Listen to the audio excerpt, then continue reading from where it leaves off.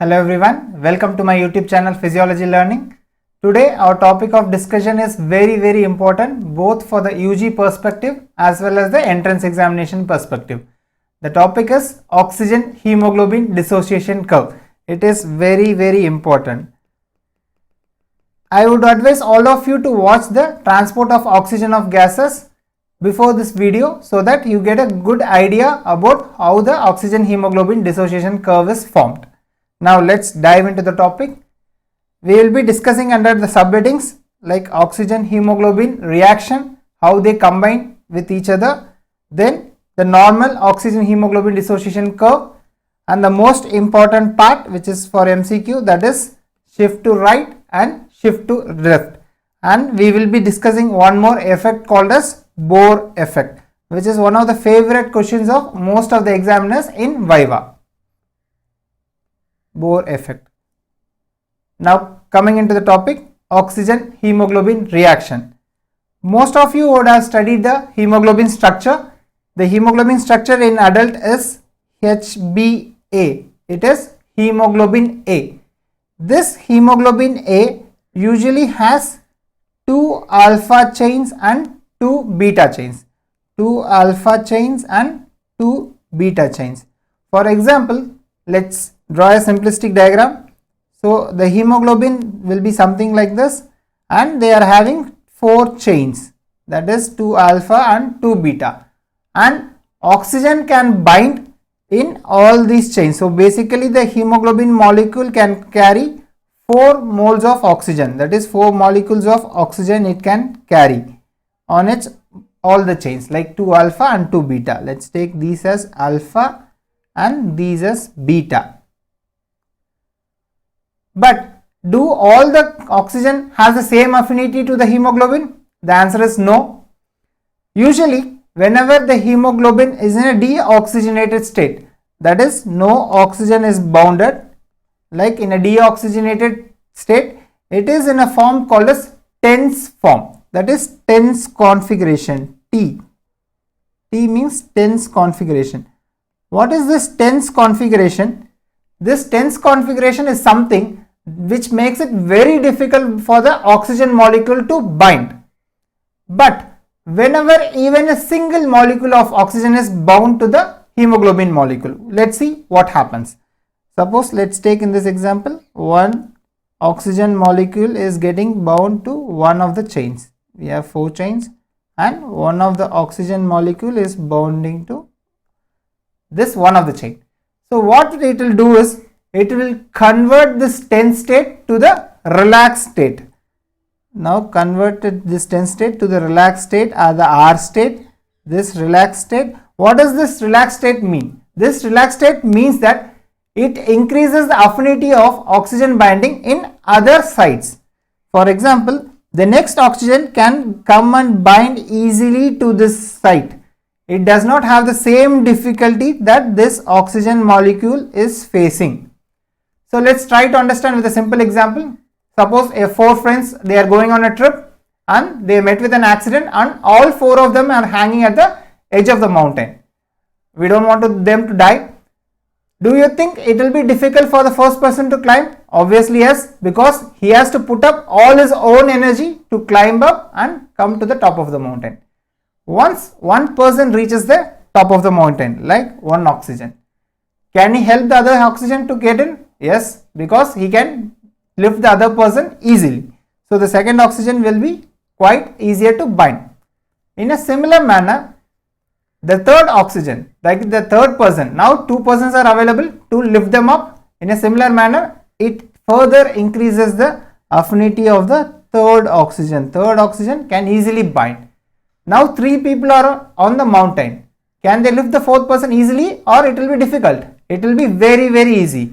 Meaning the 4th oxygen will have the highest affinity to bind to hemoglobin. So the 4th oxygen will have the highest affinity, that is it can easily bind to a hemoglobin molecule. To hemoglobin. This type of binding, like one person is helping the other person, the next person is, the both of them are helping the third, and the third molecule is helping the fourth person. Like this kind of binding is called as cooperative binding. Cooperative binding. This binding is very essential, because this is the reason for the shape of this oxygen hemoglobin curve, which we are going to discuss in the next slide. Let's see. Now coming to the oxygen hemoglobin dissociation curve, normal. Now we are going to discuss the normal oxygen hemoglobin dissociation curve. The oxygen hemoglobin dissociation curve, it relates the percentage saturation, that is how much percentage of hemoglobin is saturated, to that of the PO2. For example, here we can see on the x-axis we have written PO2, that is partial pressure of oxygen. For a given partial pressure of oxygen, how much the hemoglobin is saturated. That is all about our oxygen hemoglobin saturation curve. On the y-axis we have percentage saturation of hemoglobin. In our previous chapter in transport of oxygen, we have studied that for a hemoglobin to be 100% saturated, what is the pressure needed? If you don't know, just go back and watch the video once again. It is 120 mm of Hg. So we have made some significant marks in this curve, like comparing oxygen partial pressure with that of the saturation. And these significant points will help us to draw the diagram by ourselves. The most significant 5 points are at 120 mm of Hg. At 120 mm of Hg, how much is the oxygen saturation? The oxygen saturation is 100%. This does not happen in the body, which we saw in the transport of gases. In the body, we have around 97 mm of Hg, which saturates for 97%. Easy to remember, 97 to 97. These 2 points are already known to us. Now coming to the third point, which is given at 60 mm of Hg. Even at 60 mm of Hg, the hemoglobin is 90% saturated. See the difference. From 97 to 60, it has dropped down. Still, it is saturated 90%. What is the benefit of this? Obviously, the reason is it provides a safety factor. Even at a low pressure, our hemoglobin can get saturated to 90%. Like we are climbing the high mountains where the pressure is low, still we will be able to get maximum saturation out of the hemoglobin. That is like a safety advantage. Then coming to the venous side, this 97 is in the arterial side. In the venous side, we know PO2 is 40 mm of Hg, which saturates to around 70 to 75%. Okay, so these 3 points are already known. One additional point we have added, which is 60 mm of Hg, which gives 90%. Let's add one more additional point at which the oxygen is 50% saturated. When does the oxygen gets 50% saturated? It gets the saturation at 23 to 26 mm of Hg. This special value is known as P50. This special value is known as P50. What is this P50 is? P50 is the partial pressure at which the hemoglobin is half saturated. Half saturated means 50% saturation. I will repeat the definition once more. P50 is the partial pressure of oxygen at which the hemoglobin is 50% saturation. What is this partial pressure of oxygen at which 50% saturation is seen? It is 23 to 26 mm of Hg. I have plotted these points based upon these numbers. For example, I will just explain one of them. The partial pressure is 50. Then we take it 50% saturated. Then at the partial pressure of 20 to 26. So like this, we have marked all these principal points on this graph. Then when you finally join them, we get our beautiful oxygen hemoglobin dissociation curve. So the curve usually looks like this.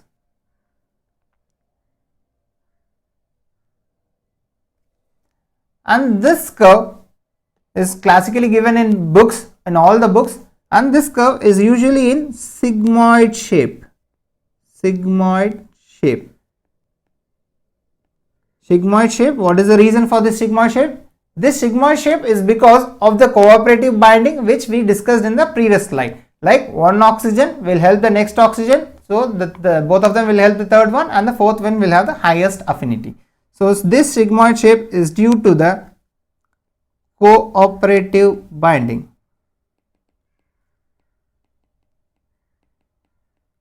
This is important. Most of the examiners ask these questions in Viva. And here we can see that the upper portion of the curve, here even at 90% is getting saturated. So this zone is like taking in more and more oxygen. So this zone is also known as loading zone. Whereas when you come down, as the pressure starts to drop, it gives off oxygen easily from the hemoglobin. That's why this part of the zone is referred as unloading zone. Loading zone happens in the side of the respiratory tract where the partial pressures are high, around 90, 100. Then unloading zone happens at the tissue levels where they have to give off the oxygen to the tissues. This is all about our oxygen hemoglobin dissociation curve normal. Now coming to its variation, which is very important for the MCQs. First, let's discuss about the shift of curve to the right. Pay attention here on this diagram. This blue color diagram, let's consider this as normal, and the red color diagram has shifted to the right side, right shift. This right shift and left shift, it is classically represented with the P50. What is happening to the P50? Let's try to understand. For example, this is 50% saturation. See the blue curve. In this blue curve, for 50% saturation, what is the PO2 required? It is 26 normal, we know. Now see the right curve. For the same 50% saturation, how much partial pressure it is requiring? Maybe 30, 35. Basically the P50 has increased from 26 to the right side. It means that if the P50 is increasing, for the same saturation, you need more partial pressure. That is, oxygen affinity to the hemoglobin is reduced. Meaning, hemoglobin is ready to give off its oxygen easily. The hemoglobin is ready to give off its oxygen very easily. Where does this happen? This happens in the tissues. When does the tissue require more and more oxygen? For example, let's take one example of exercise. Suppose a person is exercising, what will happen? The particular tissue will need more and more oxygen. So that the curve is shifting here to the right side and giving off more and more oxygen. For the same example, what happens when a person exercises? There is an increase in temperature, there is an increase in PCO2, there is an increase in H+. This increase in H+ is also called as decrease in pH. And there is an increase in 2,3-BPG. Let's discuss them individually. This increase in CO2 and H+, both of them, they go and bind with the hemoglobin molecule to replace the oxygen. The reaction goes like this. If the hemoglobin is oxygenated, either the H+ or the CO2, they can go and displace this oxygen to release the oxygen to the tissue, causing the shift of curve to the right side. So whenever there is an increase in H+, the curve is going to shift to the right, as well as there is an increase in CO2, the curve is going to shift to the right. In a similar manner, what is this 2,3-BPG? This 2,3-BPG is also called as 2,3-DPG. Both are similar. It is a byproduct of glycolysis. It is a byproduct of glycolysis. So what happens here? This 2,3-DPG or 2,3-BPG has the tendency to go and bind to the beta chain. So whenever it goes and binds to the beta chain in the hemoglobin, we have two beta chains. Whenever this 2,3-DPG goes and binds to the beta chain, what will happen is this oxygen molecule from there, it gets displayed and it is released either to the tissue or anywhere wherever there is a 2,3-DPG increase in levels. This 2,3-DPG levels is very important because some causes indirectly increases this 2,3-DPG. Whenever 2,3-DPG is increased, it obviously causes a right shift. So let's see the other causes of right shift. These previous causes which we saw, like increase in CO2, increase in H+, increase in temperature, increase in H+ is also called as decrease in pH, and increase in 2,3-DPG. All these are previously the only reasons which were asked in the MCQs. Now the padigram have shifted, and whichever causes which increases 2,3-DPG, they also indirectly shift the curve to the right. The causes are anemia, hypoxia, high altitude, exercise, and increase in growth hormone, thyroid hormone, and androgen. All of them can shift the curve to the right by increasing the 2,3-DPG. Here I want to pay special attention this high altitude. High altitude has different characteristics. We have to answer the question based upon the exact thing that is asked. We have a separate discussion about this in the upcoming videos. So just mark a note here. This will be further discussed in the high altitude physiology. This is all about the shift of curve to the right side. And this shift of curve to the right side has a particular effect, named effect. What is that effect? Yes, very rightly said. It is the Bohr effect. What is this Bohr effect? There is a decrease in oxygen affinity of hemoglobin when the pH of the blood falls. This pH of the blood level means that is increase in H plus. Some books write the pH fall. Some books write H plus. Some book says it is an increase in PCO2. All are similar. Whenever these things increases, the affinity of oxygen to the hemoglobin is reduced, releasing them from the hemoglobin. So already we have seen this equation. Plus H plus will give us HB plus O2. So this decrease in affinity of hemoglobin to the oxygen when the pH decreases means there is an increase in H plus, both are same. Or some books write it is an increase in PCO2. Let's see, this happens indirectly because if CO2 is increased, it combines with water to form carbonic acid, very rightly said. This carbonic acid, what does it split to? It splits to H plus plus bicarbonate. So either it is a increase in H plus or a fall in pH or an increase in PCO2. The oxygen affinity will get decreased. This effect is called as Bohr's effect. It is very important for the vivas. Now coming to the left shift of the curve. The left shift of the curve is exactly opposite to that of the right shift. We don't have to learn anything new. So what happens to the P50? Obviously see here the P50, this is the blue is a normal curve, and this for the same 50% saturated we need lesser amount of partial pressure of oxygen. This means that the partial pressure of oxygen required for 50% saturation or any other saturation is less than the normal requirement, meaning the oxygen has more affinity to the hemoglobin. The oxygen's binding to hemoglobin affinity is increased. What are the causes? The causes will be exactly opposite to that of the left shift. Here I have not mentioned the regular causes, which is the decrease in H plus, decrease in PCO2, decrease in 2,3-DPG, decrease in temperature, or this decrease in pH plus is also called as increase in pH. So all these common reasons I have not mentioned here. Only the specific reasons let's understand. This can be the MCQ reasons. So first thing is fetal hemoglobin. How is it different from the adult hemoglobin? In an adult we have alpha and beta. In a fetal we have 2 alpha chains and 2 gamma chains. This gamma chains does not bind with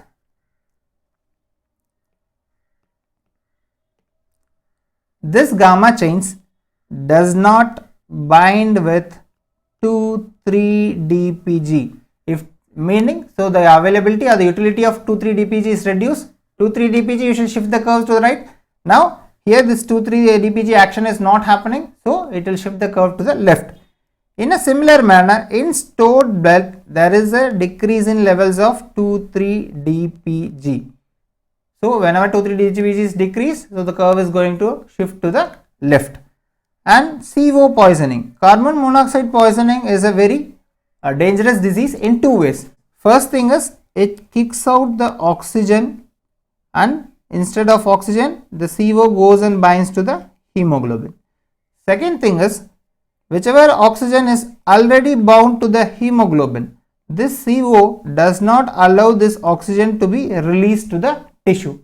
So CO poisoning is very dangerous. That's why, because whichever oxygen is available, that also will not be delivered to the tissue. Then other forms of hemoglobin like methemoglobin has strong affinity for oxygen. So that is also shifting the curve to the left. And finally the disease thalassemia. So all this disease we have to remember for the MCQs, all of them. So this is all about shift of curve to the left side. Now coming to the take home points. The O2 hemoglobin is sigmoid shade because of the reason that is cooperative binding. Then what is P50 normal value? P50 is the partial pressure of oxygen at which the hemoglobin is 50% saturated. What is the value? The value is 23 to 26 mm of Hg. What are the reasons for right shift? Please remember all the reasons. Any of them can be MCQs. That is increase in temperature, increase in PCO2, increase in H plus, or a decrease in pH, increase in 2,3-DPG, or any causes which is increasing the 2,3-DPG. Then coming to the left shift, everything that is opposite to that of the right shift, plus fetal hemoglobin, stored blood, CO poisoning, methemoglobin, and thalassemia. I hope it's clear. Thank you for listening. If you have any doubts, please drop in the comment section. In the next lecture, we will discuss about the transport of CO2. Thank you.